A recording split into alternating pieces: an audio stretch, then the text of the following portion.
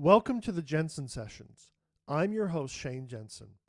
And today, we're diving into a world where creativity, education, and service all meet through music. Today, I'm joined by Dr. Mark Wherry, a musical theater composer whose work brings stories to life, a college professor shaping the next generation of musicians, and a dedicated church musician who understands the power of music in spiritual spaces.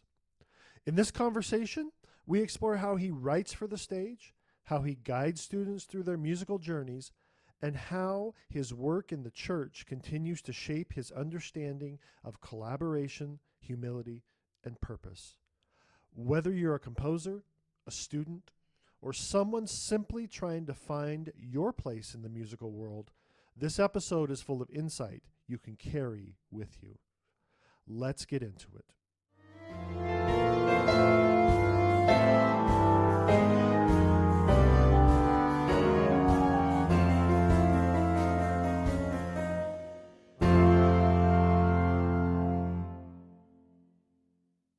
It's a great pleasure to welcome Dr. Mark Wherry to the Jensen Sessions.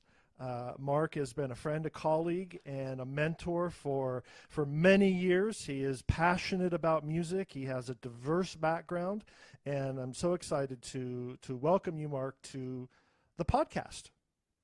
It's a pleasure to be here, Shane. Good luck on your new adventure. This Thank is you. exciting. Thank you. I appreciate that. Um, I know a lot about your background, but share with the audience a little bit about where you come from, what your background is, and how music has played a role in your life. I'm Dr. Mark Wherry. I grew up in Nebraska, the son of a mortician and a voice teacher.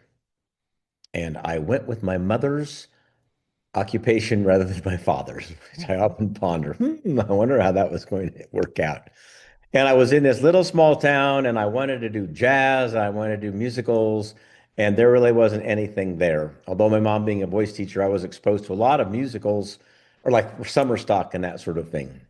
So it wasn't like I was devoid of any culture. And then I went to Hastings College, which was a liberal arts school in Nebraska. But most music, where if you wanted to study music, that's where you went back in that time period, back in the late 70s, early 80s. And then I went to Minneapolis to find fame and fortune as a rock musician. And that was when Prince was just getting started. And Minneapolis is a real hotbed. And I had my aunt that lived there. And my first band was called Sweet Taste of Africa. And it was me and a bunch of foreign exchange students from Africa. And I was the only white guy in it because I had a keyboard. We did a combination of funk music and African music. And it was really fun and creative. And then I had a funk band and we had a nice run there, but we couldn't get signed to a deal. And a lot of bands were getting signed out of Minneapolis to record deals. So then I started working as a singing waiter, Mm. singing opera. And this one guy said, you should look into the National Opera Company. And how to put it, the National Opera Company was like the minor leagues of opera. Hmm. Hmm. It was like a bus and truck would pile into a van and then drive all over the country and get out opera sets and sing an opera with a piano accompaniment um, for like mid-sized communities throughout the United States. And it was really fun. But after a year of that, I thought, oh, I'm going to go to New York now. So I went to New York and I worked as a waiter. And well, no, I should say that. I worked, I tried, I got an equity show right off the bat. Oh, that's nice. Um, but I found out there's not many roles for short, balding men. You can get cast in a show, but there's no roles for them. I mean, like I could do Seymour and Little Shop of Horrors, Right. or there it is. It wasn't like Curly from Oklahoma when you walk in, think, there's our Curly. Hmm. And Hmm. I could probably work if I wanted. I had a director say the faster you lose your hair, the more you're going to get cast. But that's just to like to push on the apple cart and be in the chorus. And I didn't really want to do that. So I got in the BMI program to write the musical theater workshop, and then shifted over my focus more to composing. And what year was that, Mark? Oh, golly, that's 89. I would think I was there 89 to 91, So you've had 88 you've to had a 90. lot of experience writing musicals then. Yes, and bare bones. this is, or, like, these are the rules of writing a musical. Hmm. And Hmm. then I got tired of being a waiter. Hmm. And I felt like I was on a career path um, to become a waiter if I didn't get a hit musical written. So I went to graduate school at the University of Miami and changed focus to more education. Hmm. Hmm. And then ended up in Las Vegas at the College of Southern Nevada, where I've been for 30 years. 30 years. Wow. And in that time, I've still worked as a composer, and I've written four musicals and one opera and one cantata. Mm, it's an impressive body of work there. Well, when you were growing up in Nebraska, what was the musical scene like there? I mean, obviously you joined this band, and we know that you played the accordion. Was that a big part of your formative years as well? Oh yeah, I was. I played the trombone in the band and the jazz band. Continuing, my mom being a Mm, voice teacher, she loved musicals, right. and she would buy the LPs of musicals. I probably wore out West Side Story, and I always think one that I didn't like was Kiss Me Kate. Mm, yeah. She bought Kiss Me Kate, and I just didn't get into that. Right. And then certainly in my coming of age years, it was Godspell and Pippin, and does that may put me in the Stephen Schwartz camp as an aficionado, appreciation of his work. Yeah. Absolutely. Yeah. And so as a musical theater composer, how do you begin shaping a new show? I mean, do you start with characters or story or musical motifs, and how can emerging composers find their own entry point into this process? Well, that's interesting, Shane. That's kind of a complex question. I think if you're a beginning composer, it would behoove you to find somebody else who likes musical theater that might be interested in writing libretto or lyrics. So then it becomes a team effort because they always say musical theater, musicals or operas are the most collaborative of all of the art forms. Hmm. Hmm. And in my case, when I was living in Las Vegas, I really couldn't find anyone to write my first musical. I had to do the whole thing by myself. But with my training from the BMI program, I kind of knew what I was doing.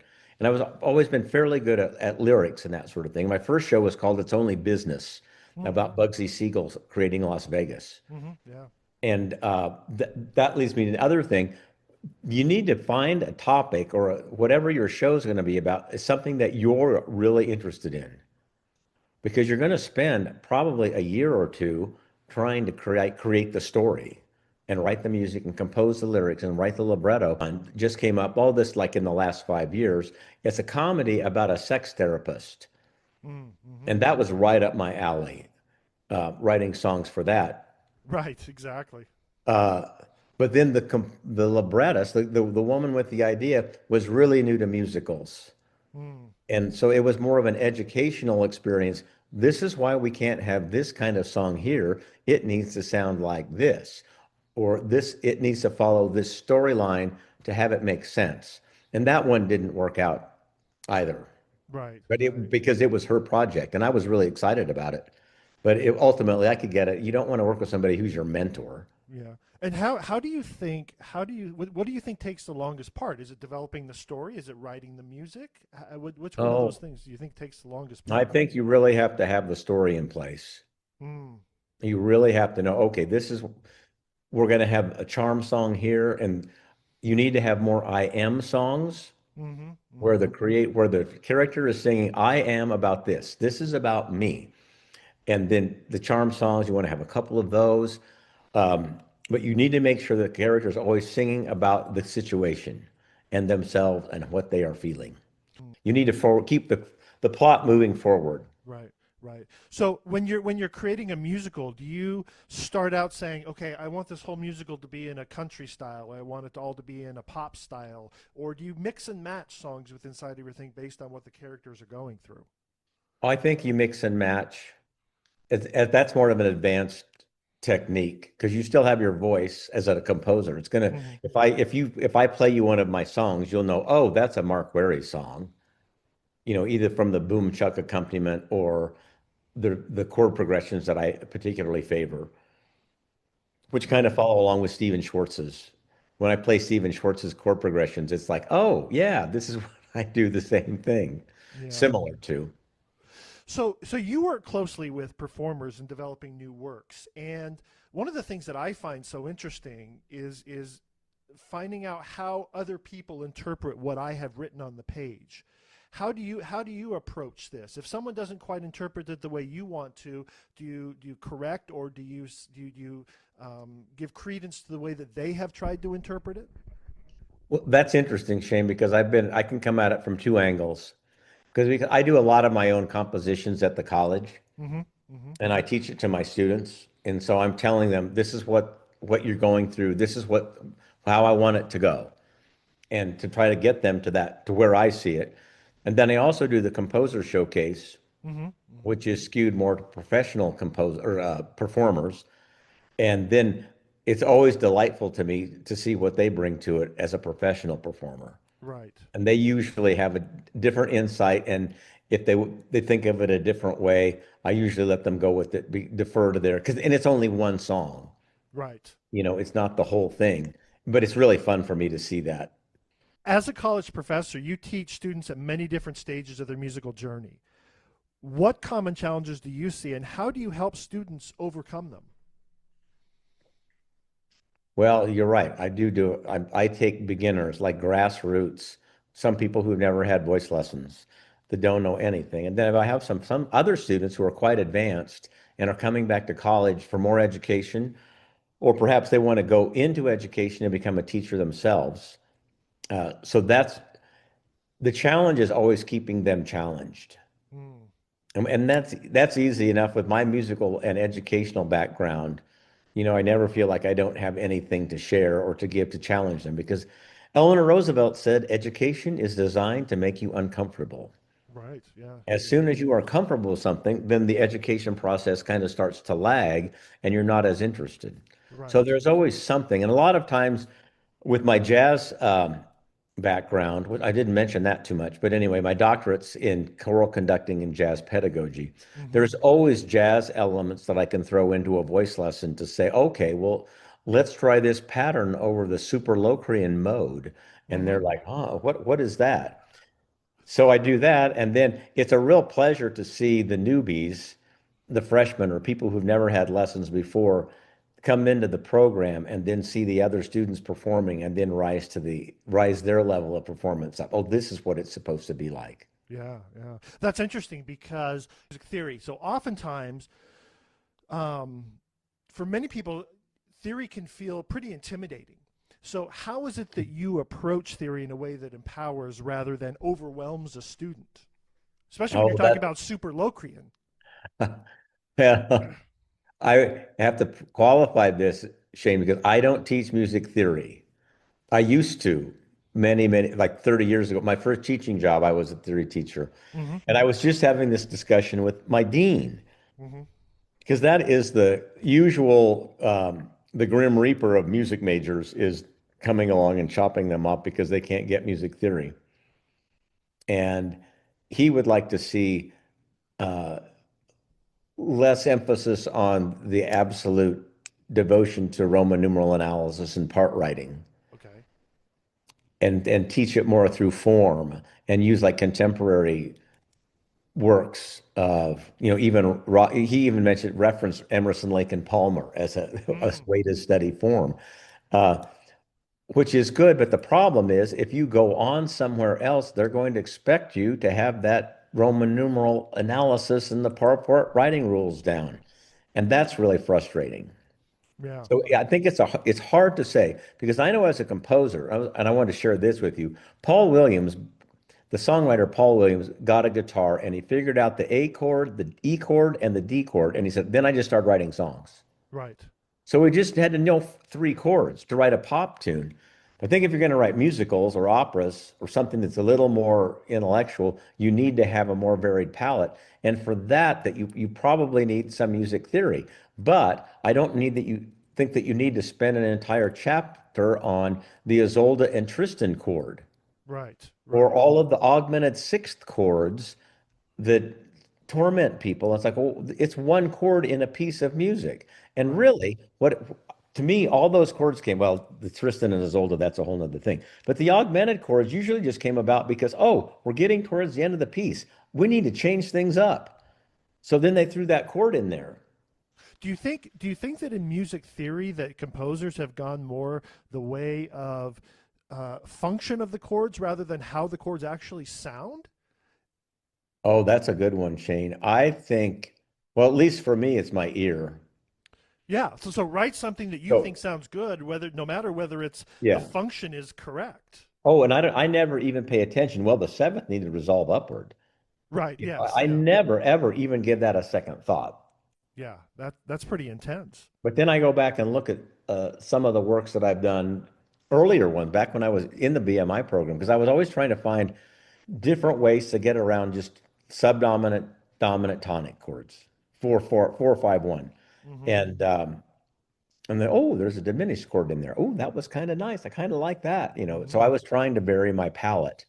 And I Right. do think you need to have some foundation of music theory to vary the palette. Sure. Music theory is music theory. You're studying it the same way that Haydn studied it.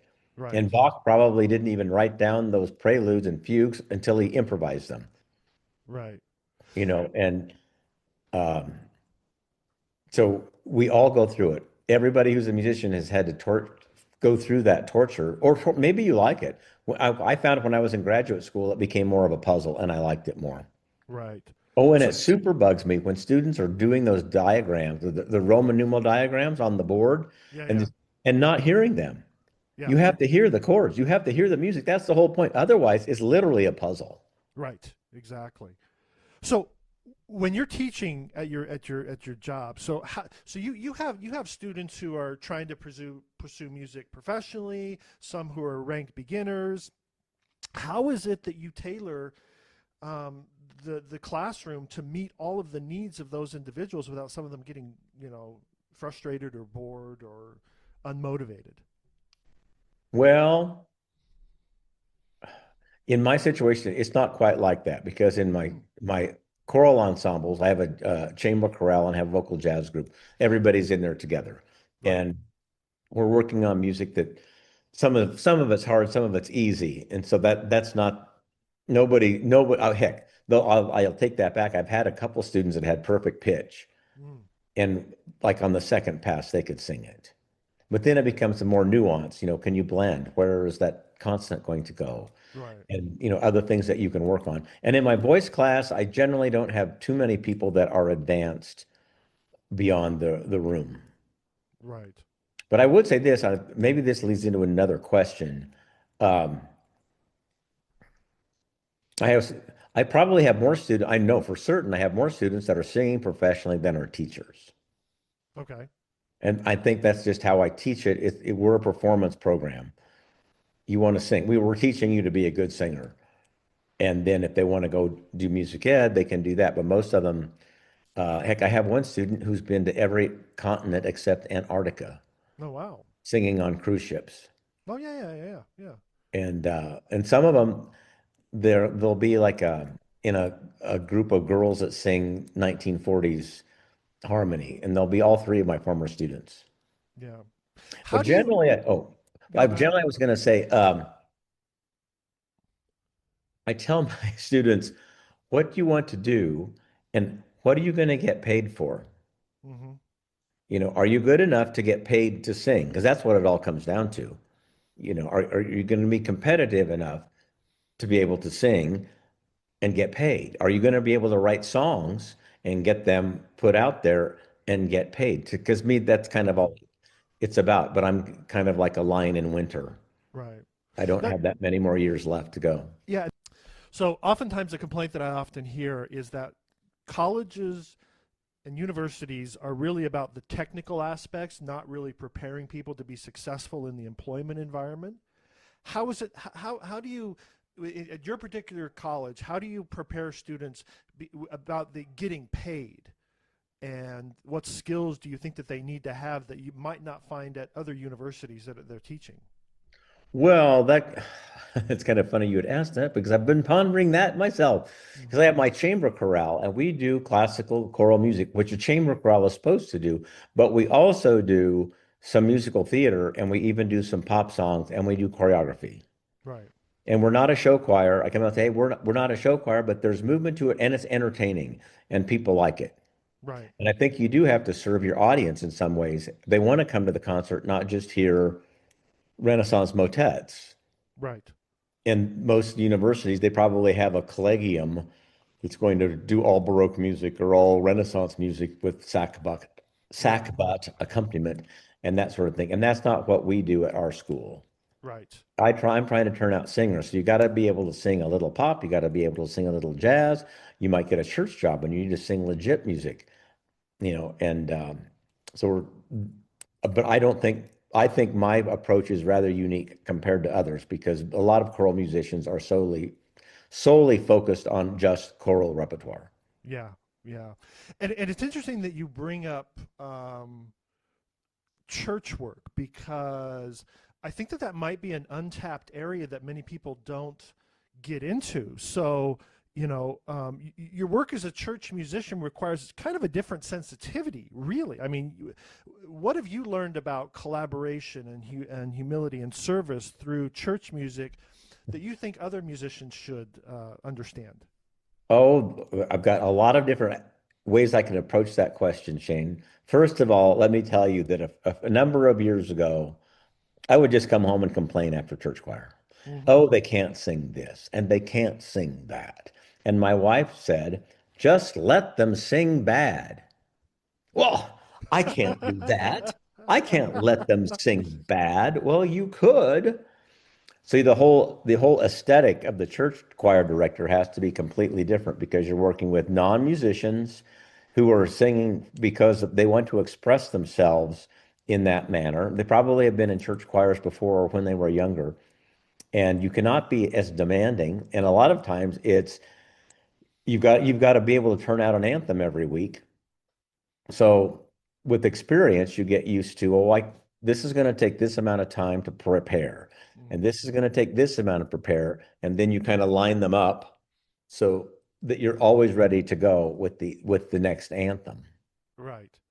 And And this then I would this also say for anyone who's a choral musician that isn't in a church job, you're wasting time or not time, you're wasting an opportunity. So another facet of that question, Shane, is of your to speaking to anyone who's a choral musician and their own faith, Hmm. Hmm. because it would be difficult to say, hey, go get a church job. But if you don't have some sort of faith, it's going to be difficult for you to lead an ensemble like that because they are looking to you as a spiritual leader of some sort, even if it's not on the pastoral level, that you have a commitment to your faith that is maybe greater than theirs. Maybe that's not the right way to put it, but you know what I mean? Hmm. That Yeah. they're looking to you for some sort of leadership, and you need to be able to provide that. But Yeah. that doesn't mean that you have to be so well versed in the Bible that you're sitting at the podium and saying, "Well, I remember this reminds me of Second James," Hmm. Right. and I don't even know what Second James is. So um, you don't need to do that, but you need to be able to have them have a connection, a spiritual connection to the music that they're singing. Yeah.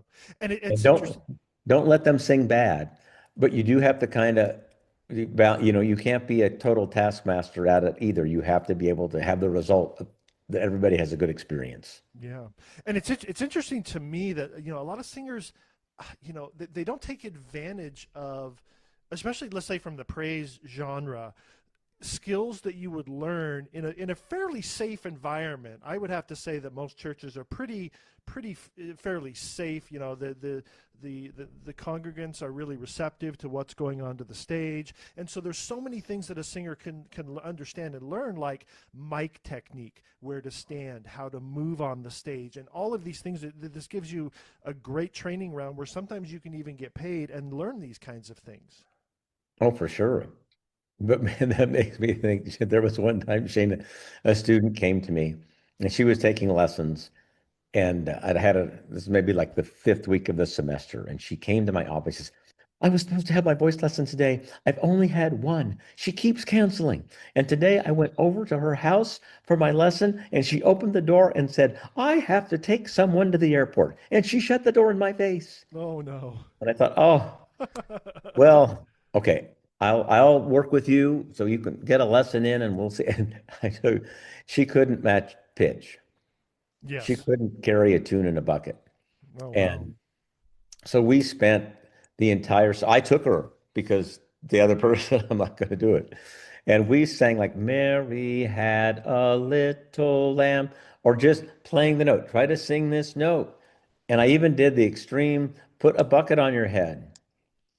And that surrounds the voice, the head with, because it's Yeah, just, yeah, yeah. and I finally had to tell her because, and the whole point of it is her praise band told her to go take some lessons. Oh, okay, yeah. So she was trying to sing in a praise band. And And I coincidentally, find, you wrote a song about a person with a bucket on their head, didn't you? well, I know I'm going to sing it on Wednesday night. That's why it's right on the top of my head. But I finally told her, there's different ways to express yourself, and maybe you want to look into maybe visual art. Yes. Because if you can't match pitch Yeah. as a musician, there's not much hope. But I have to tell you, I did have one student this semester that was as bad as anybody's ever been, and I've got him matching pitch Oh, for about fantastic. 8 notes. An eight Wow. note range, he can match pitch in, Yeah. and then outside of that, then it gets a little dicey. You know what I find very interesting about the church setting is that you have traditions and modernism, and so how do you balance that? I mean, what can musicians learn from working in an environment that has to incorporate elements of each? Well, that kind of depends on the individual. Like yourself, you're well versed in the praise genre as well as classical and accompanying traditional Right, music. But I would say more often than not, they're not. Most musicians aren't that well versed. They can do one or the other. right, yeah, And that does make it challenging. I'm trying to think of an organist that he just yeah, that's just not his bag. Like to comp or to fill out, here's the lead sheet. Fill right, in these harmonies with the chords. And that's a skill and a talent. yeah. It's one thing also. I just did I just did a master class on the audition binder, and one of the things I told the students is that never give your audition accompanist a lead sheet, because many of them just can't read a lead sheet. Yeah. Make sure that you're not giving them with six sharps or five flats. Because these are very difficult to do, and you want to have a good. So don't assume that your pianist or whoever it is as well rounded as all people, because all skills aren't the same. I mean, when I was going to college, classical pianists had a very difficult time sight reading, but it's something that I excelled at, and I think that that's something that is a great skill. And so, across these three roles that you have as a composer, a professor, and a church musician, what habits have you and mindsets have helped you stay grounded and creative? And how can the listeners cultivate these same habits? Oh, Shane, I got to break in. Can you read a lead sheet? I can. You can read a lead sheet. Yes. I can read a lead sheet. I really can't read the notes on the page. Yes. So for me, I would need to have the lead sheet. That's interesting. Okay, Yeah. so back to the question. I didn't want to interrupt there. Yeah. Yeah. Uh, Yeah.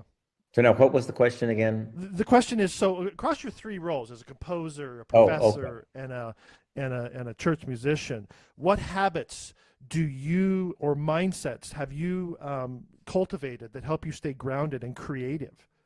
Well, Shane, in my college position, I've been there for 30 years. Uh-huh. And I've kind of just carved out the job. This is what we're going to do, and this is how we're going to do it. And there's going to be some original music in it, and it is not going to follow the norm Yeah. for what a college position should be. Um, and Do in you the think that church, your students do you think that your students have an advantage because you are a composer and you can compose, so they're oh, for sure, yeah, exposed to different types of music and yeah, and actually have the composer there? they get to see the creative process. Yeah, And it's like, that's did I that's write that? Is phenomenal. that how it's supposed to sound? Oh, I don't like that. Let's change it around. Yeah, You wouldn't do that for a classical music piece at all. yeah, Um, and with the jazz stuff, I always tell them if jazz is supposed to be spontaneous, if something unexpected doesn't happen, we're doing it the wrong way. right. And in classical music, if something unexpected happens, it's oh my God, what Yeah, happened? No, it would just be terrible if something unexpected happened in a classical performance. yeah, yeah. But I would think as far as habits to go, as far as a composer, I think you need to think of yourself as the act of composing is the same thing as what a performer goes through. Hmm. Doesn't a musician practice every day, Right. or 5 days a week? The composer should be composing music Right. 5 days a week. Right. And so I don't feel inspired. That happens all the time. Like, especially I work with students on songwriting, like contemporary songwriting. Uh-huh. Well, hey, it's been a month. You haven't written a song. What's Right. going on?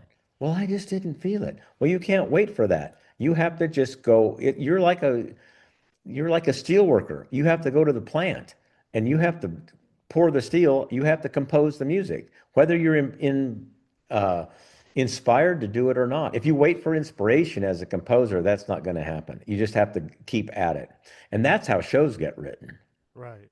And so Uh, what do you, so that brings up an interesting point. What do you do when the creative mind is not flowing for you? How do you get past that composer's block? oh, What well, techniques do there's you different use? there's different techniques. Like you make a list song. What do I want to write this song about? And then you just start making a list of maybe adjectives, maybe nouns, and then you just start putting them together. Force yourself to do it. Right. And force yourself to make a good rhyme. Don't get lazy and try to rhyme some words that aren't.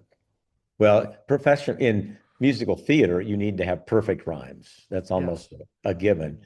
In pop music, you can get away with lick and fit, for instance. Right. I Right. mean, those words don't rhyme, but you can use them in a song and it'll still. Yeah.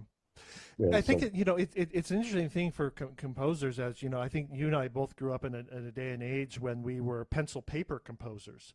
But oh, how much does technology impact your compositional process? How much well, it technology do doesn't. you now use in your compositional process? Oh, that's really funny, Shane, because I remember back getting the original digital Performer one, and then the notation program was called Performer. No, Yeah. Composer. Composer. Composer, and you had two separate floppy disks. And the person gave me a bootleg copy of Composer, and I didn't even have the manual, so I just taught myself, and it was awful. And the computer would crash if you didn't save like every 5 minutes, it would crash. So I'm familiar with technology, but I don't use it that much anymore. I tend to do my first drafts by hand, Okay. and then I put it in the computer. I don't do a lot of sequencing. I Okay. know you have a lot of experience with that.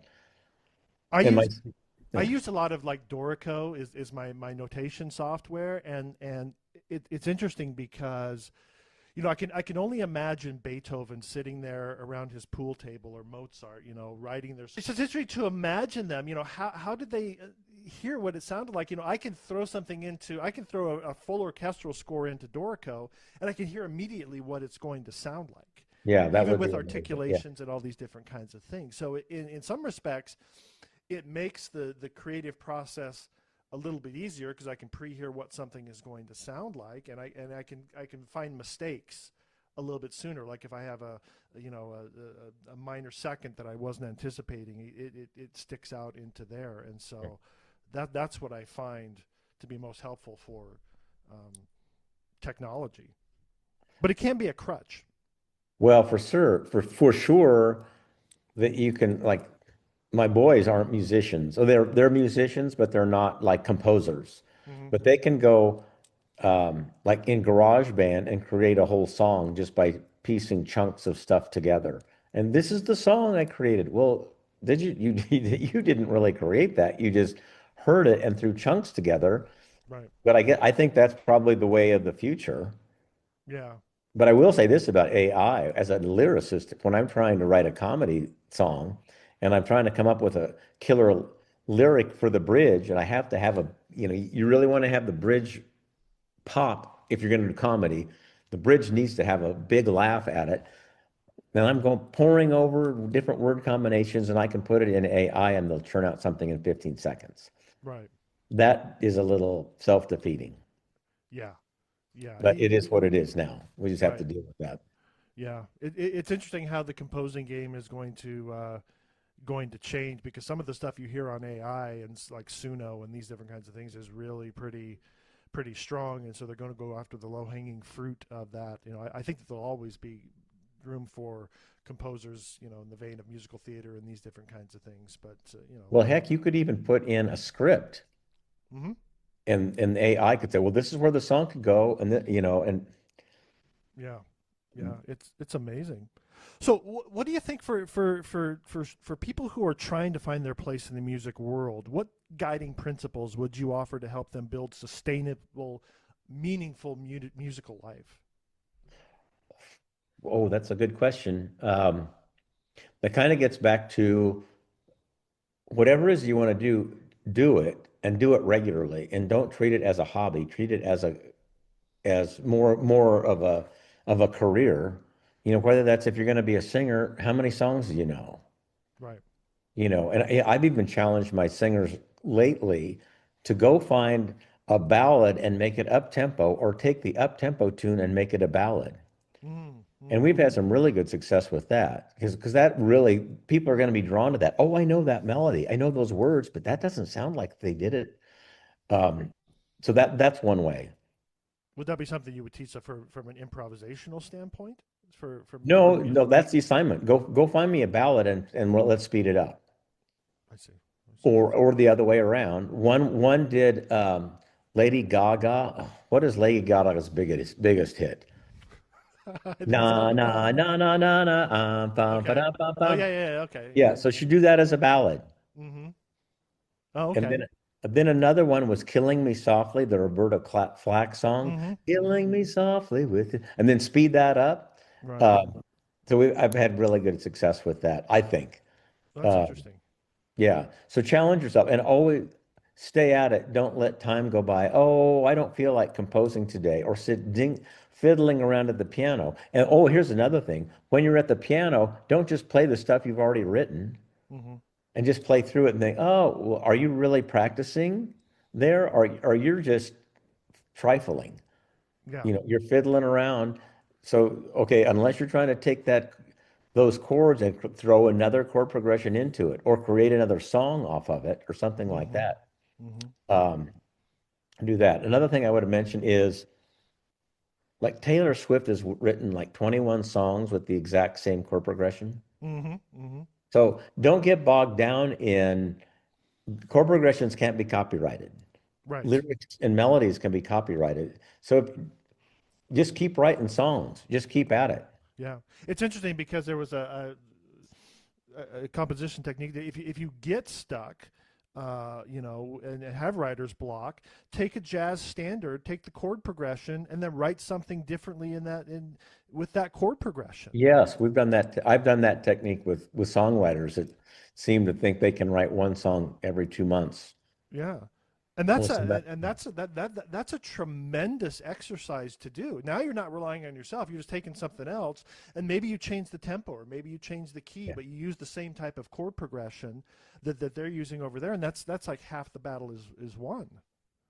Well, yeah, and then when you get down to chord progressions, most of them have already been Oh, sure. thoroughly, I mean, played. So you're not going to be reinventing the wheel. Right. It's So it's just interesting go with it. when I do like score study and stuff like that, and I'm looking for a pattern for the strings or something of that nature. I'll go back and look at things like what Offenbach did. Like I'm working on a musical right now, and I had to go back and look at, okay, this is a chunk dun dun dun dun dun dun dun. How did he do that? There's a an aria in there called Kleinzach, and it has the same kind of bouncy kind of march kind of thing. How did he do that? And so I took some of those cello and violin and put them into the score that I'm writing. So don't change what works. Right. Just utilize it. It's very interesting. Well, and not give up. Yeah. But that's funny because well, I'm a college professor. I'm not working as a songwriter or a composer. So I did sort of give up, but I'm perfectly content where I am because I've written all the shows that I've written, I've gotten produced. Yeah. And But to I me, that is a level of success. If you write it and people see it, then that's fine. Yeah. So I think you sell yourself a little bit short because you are a working composer. I mean, you're constantly Well, writing new material and doing writing new songs, and so it well, may not be your day job, but it's something that you're doing actively. well, Shane, I consider myself an artist and I'm a lousy businessman. because if you really need to promote your work and try to get it out there, and I just kind of write something. Okay, let's go on to the next thing. Yeah. Yeah. So Oh, if I you, if, wanted to say another thing that wherever you are, if you're going to write musicals, write the show and then try to get it produced somewhere. I mean, that's it. You want it to be seen, and then don't feel like, oh, well, I'm stuck in Laramie. There's Mhm. Where am I going to get my show produced in Laramie? Well, I bet Laramie has community theater. Most medium-sized towns have community theaters, or they probably have a community college. And is it expensive? It is expensive to do a musical, Yeah. but it's not expensive to do an original musical. Right. You can do that thing on a shoestring and then probably get a lot of press generated. Hey, come out and see this show that our local person wrote, and there's a success right there. Because I did S- have a collaborator that I used to work with in New York, and I was telling him, well, every show I've done has been produced, and some more than once. And he was saying in New York it costs about $70,000 Yeah. to get a show produced just because of all the expenses and some, even, and that's not even paying like the actors. You got to pay for, the rentals and the rental of the space and the rental of the tech crew and the Yeah. rental of the designer and all of those things. And so don't feel like if you're out in the hinterlands, like where I grew up, just write and get your show on the stage. Yeah. How You'll much learn so much. how much so you've got your show and you've got it all done. As you get into rehearsals, how much are you changing that show as you're going through the rehearsals? Well, they keep talking about, the famous legendary stories of they take the show out of town in New York, they'd go to Boston or Philadelphia. Yeah, previews, yeah.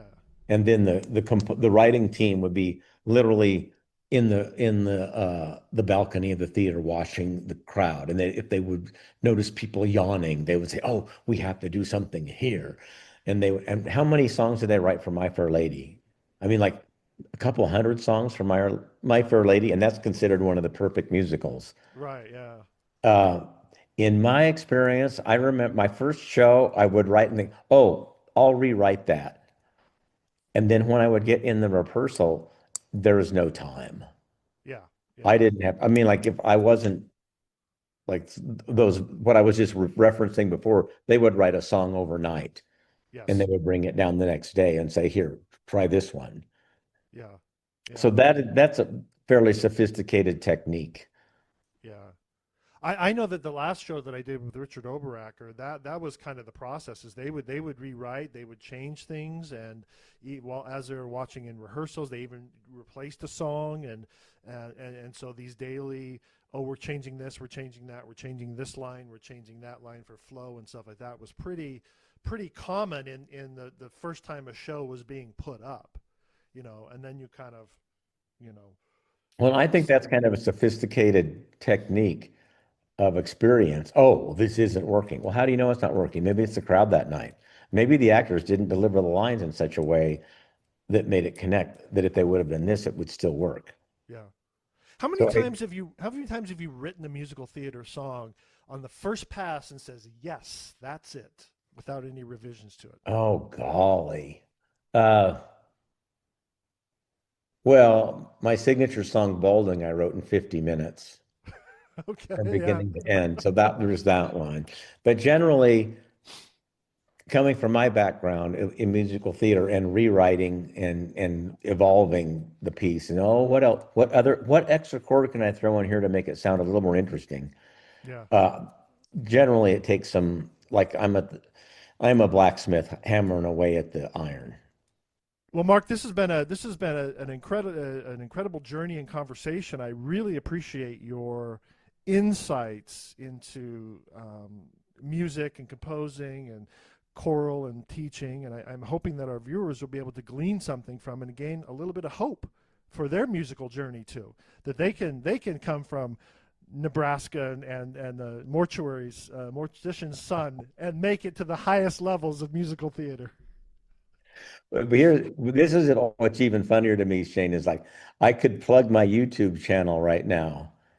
Do please I do. don't have Oh, one. you know, I think I have some stuff out there, but I think you have to be, I don't know. Well, here's the other thing is the internet just kind of ruined me for putting my songs out because once it goes out to the internet, then it's like gone. yeah. And you lose complete creative control over it. Oh, because one of my songs, the Fruitcake's Lament, I did the music for a musical review back in New York, and Right. it became very popular with gay men's choruses. And this guy from Toronto called me and said they were going to do the song. He said, "I want to send you a check for royalties." So he Oh, sent me a wow. check just for writing the tune. I thought that was really cool. Yeah. See what the internet does for you. Yes, That's yes. that's pretty good. Well, I appreciate it, Mark. That was fantastic, and you know, um, Well, good luck to Shane on your new venture with your podcast. excellent. I appreciate it, Mark. Thank you so much. That brings us to the end of today's conversation with Dr. Mark Wherry. I hope his perspective on composing, teaching, and serving through music gave you something meaningful to take back into your own creative life. If you enjoyed this episode, make sure to follow the podcast, leave a review, and share it with someone who might need a little inspiration on their musical path. You can learn more about my work at shanejensenmusic.com and stay tuned for more conversations with the artists, educators, and creators shaping the world of music today. Thanks for listening, and I'll see you next time.